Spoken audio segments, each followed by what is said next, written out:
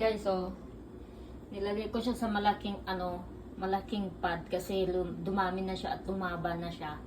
Tapos ayan ito, mga next month bibili pa ako ng dalawa pang ganyan, oh. Ayan, malalaki na siya, oh.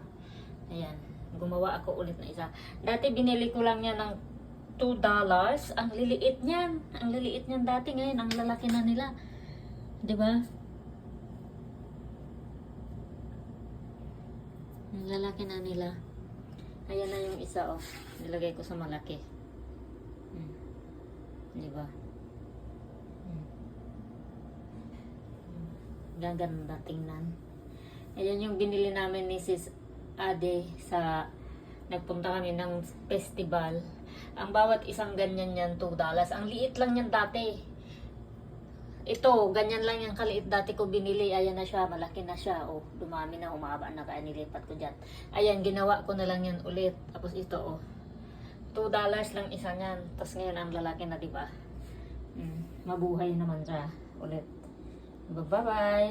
Ayan ang mini garden ko.